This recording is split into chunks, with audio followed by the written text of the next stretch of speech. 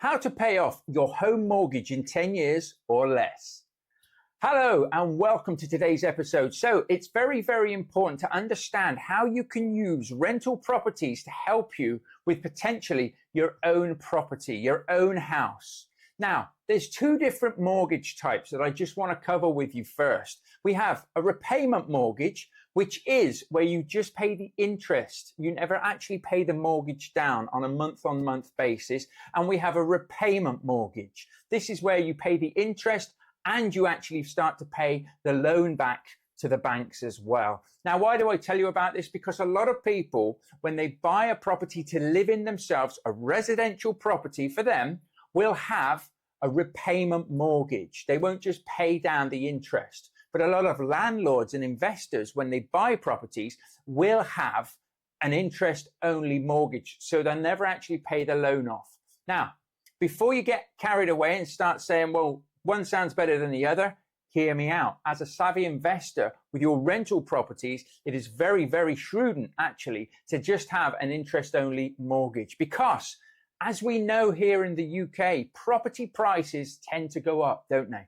So over 10 years, you could say in some areas, property prices have doubled. Now, that's not every area and that's not everywhere, but it does go up. You do tend to get more bang for your buck if you can hang on to properties over time and then make use of the capital growth that you get in those properties.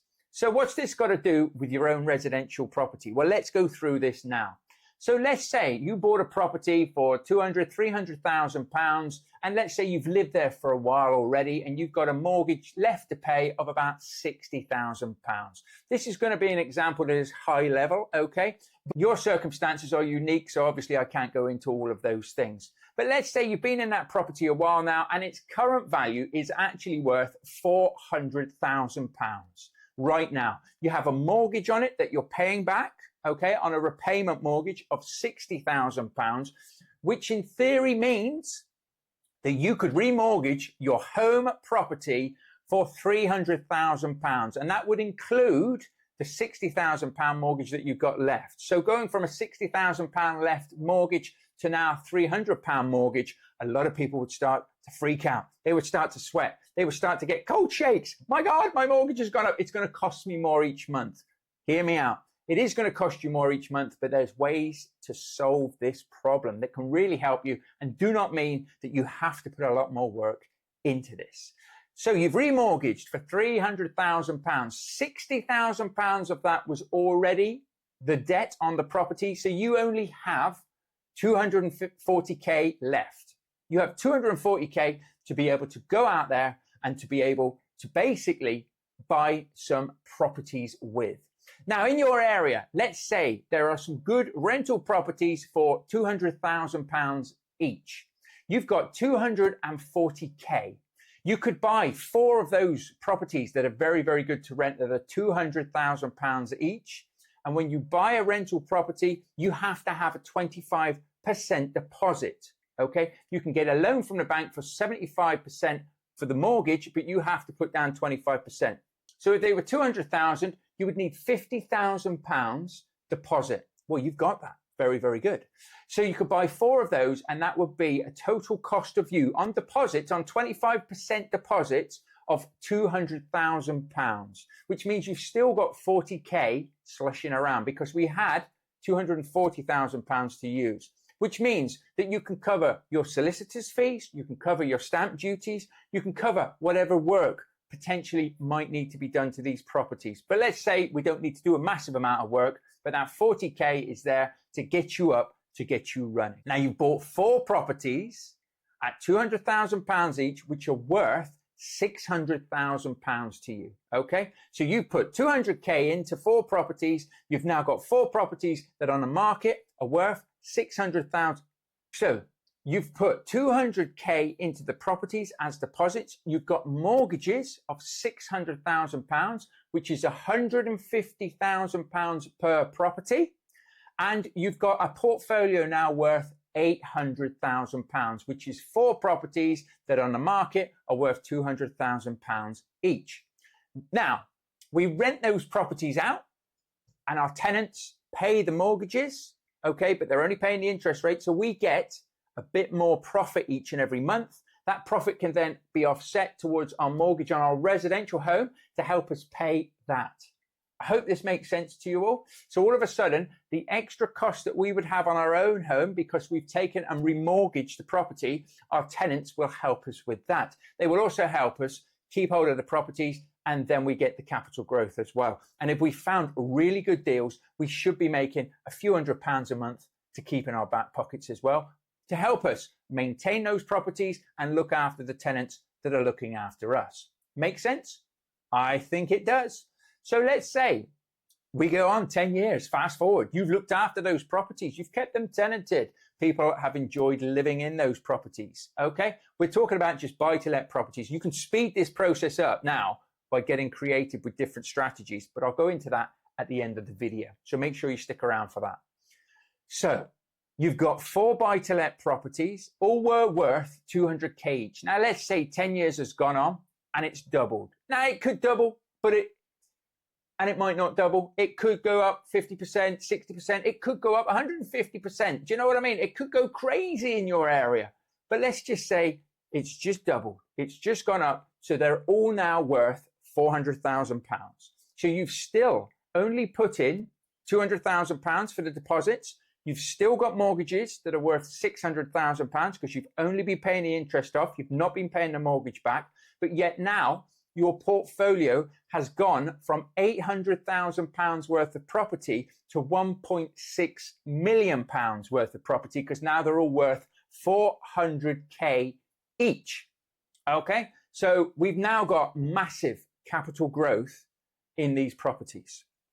So what can we do with that? Well, we can look to remortgage them again. So rather than remortgaging your home property, we can now look to remortgage the rental properties, and we can release some equity because we've got £1.6 million worth of property. We've got £600,000 which we're currently on mortgages, so that frees up a nice £900,000 for us, doesn't it, on 1.6 million. What we could do is just release 300k from the capital growth. 300k. What we're going to do with 300k, Mark? Well, if we go back to the beginning of the video, you remortgaged your home property for £300,000, didn't you? You could now pay off your mortgage on your own home from the capital growth that you've had from your rental properties. All of a sudden, you then live in your house unencumbered, no mortgage on your property whatsoever. And let's think about this as well. Your own home was worth £400,000 when you did that. We're now 10 years on. Your own home could actually itself be worth £800,000. And you have just paid the mortgage off of that. So all of a sudden, you've got £800,000 worth of equity in your own home. You've got £700,000 of equity in your rental properties. Okay. And you still own those properties. We haven't sold anything. We've just paid off your mortgage and let time do the rest.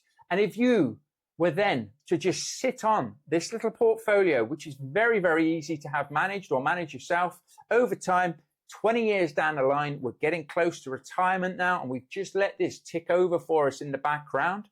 You've still got your four buy-to-let properties. Of course, they could be worth 800k each. So they've gone from 400k to 800k, again, doubled in the next 10 years, potentially. Remember, these numbers are all, it's just an example.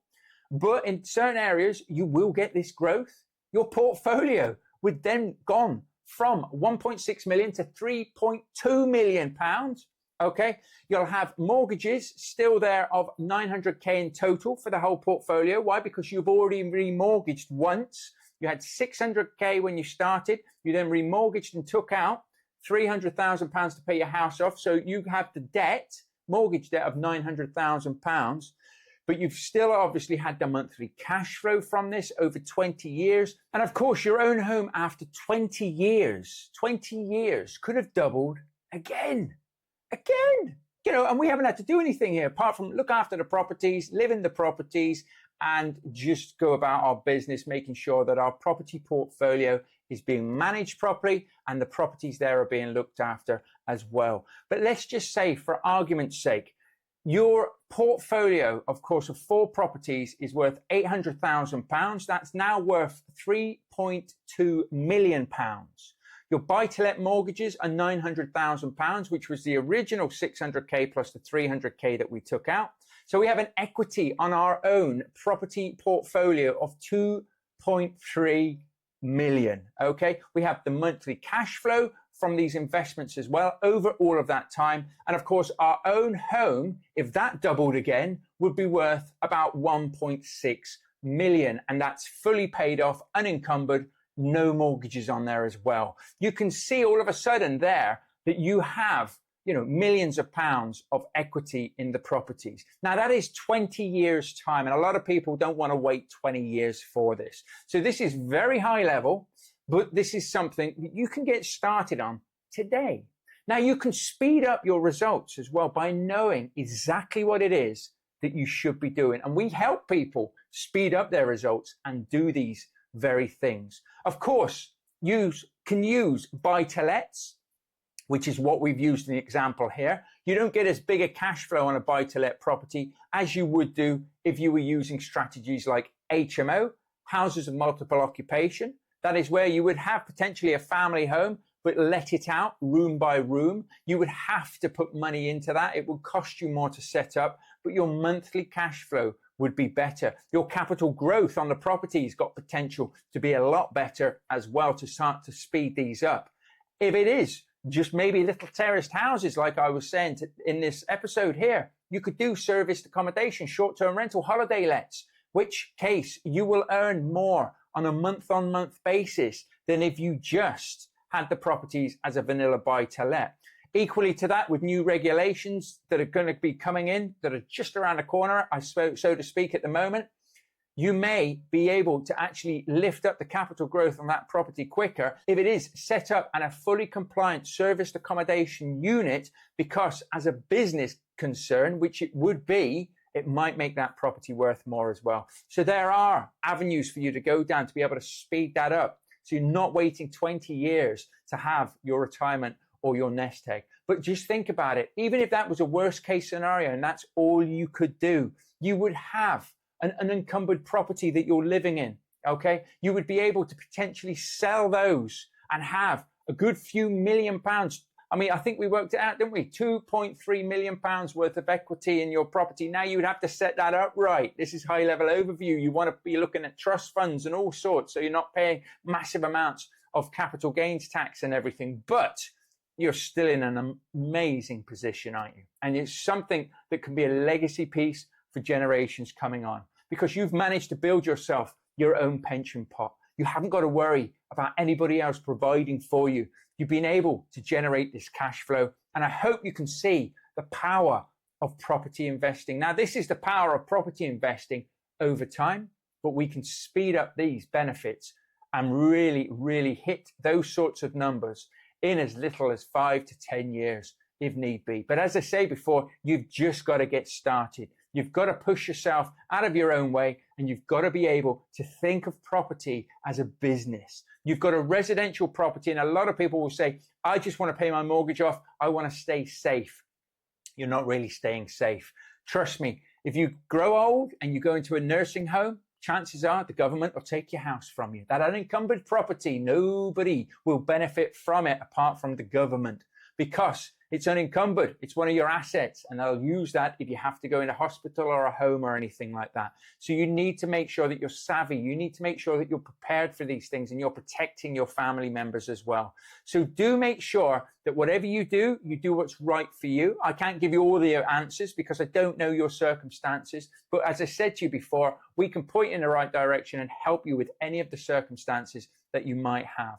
But you just got to get out there and do it. And by actually, pushing yourself out of your own way, and maybe if you're savvy enough to think this will work, but you've got a family member, a partner, a significant other that isn't, maybe get them to watch this, because this can be done. Start to sow the seed. They might watch this video or listen to this podcast episode and say, no, that's too risky. I'm not doing that. That's fine. But just start to sow the seed, because if you start to lose your job, if you start to find that times are hard, you've got all of this equity that you've built up over this time to be able to help and support you.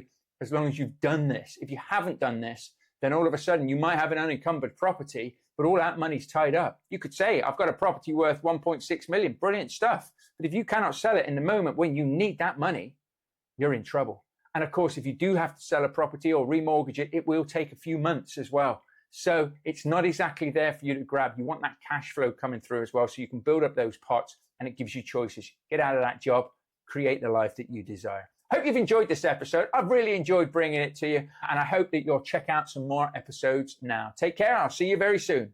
Bye for now.